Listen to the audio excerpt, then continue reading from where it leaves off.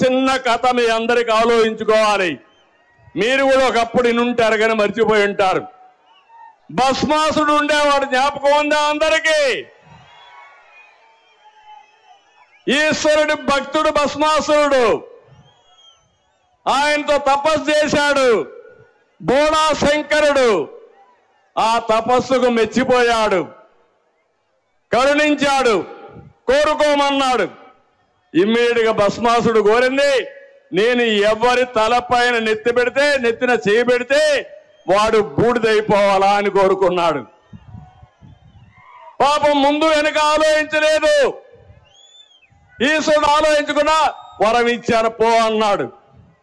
అక్కడి నుంచి ప్రారంభమైన కష్టాలు. తనకు వరం ఇచ్చిన భస్మాసురుడు, ఎవరైతే భస్మాసురుడు ఉన్నాడో శంకరుడి మీదనే చేయి పెట్టబోయాడు, ఆయన నెత్తినే చేయి పెట్టబోయాడు. శంకరుడికి దిక్కుదేల పాపం. ఏం చేయాలో ఆలోచించాడు, ఎక్కడెక్కడో దాంకున్నాడు.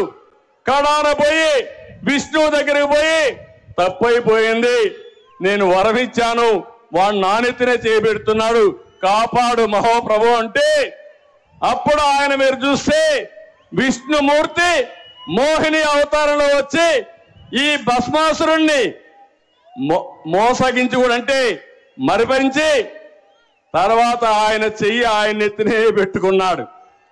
ఆ దెబ్బతో ఏమయ్యాడు? భస్మం అయిపోయాడు, బూడిదైపోయాడు. ఇప్పుడు ఇక్కడ ఏం జరిగిందంటే, మీ దగ్గరకు వచ్చాడా? ముద్దులు పెట్టాడా? ఒక్కసారి అన్నాడా? మురిసిపోయారా మీరందరూ? ఓటేశారా లేదా? ఇప్పుడు అందరూ నెత్తిన చేయి పెట్టాడా లేదా అని మిమ్మల్ని అడుగుతున్నా. అందరికీ కష్టాలు వచ్చాయా లేదా మీరే చెప్పండి. ఒక చిన్న కథ మీ అందరికి ఆలోచించుకోవాలి. మీరు కూడా ఒకప్పుడు ఇనుంటారు కానీ మర్చిపోయి ఉంటారు. భస్మాసుడు ఉండేవాడు, జ్ఞాపకం ఉందా అందరికీ? ఈశ్వరుడి భక్తుడు భస్మాసురుడు.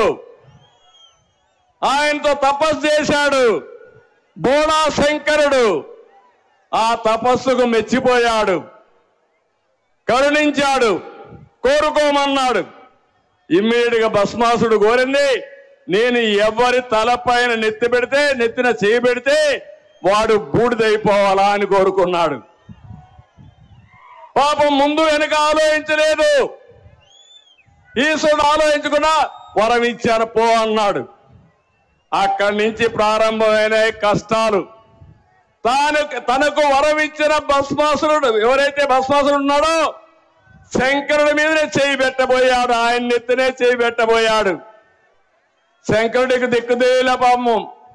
ఏం చేయాలో ఆలోచించాడు, ఎక్కడెక్కడో దాంకున్నాడు.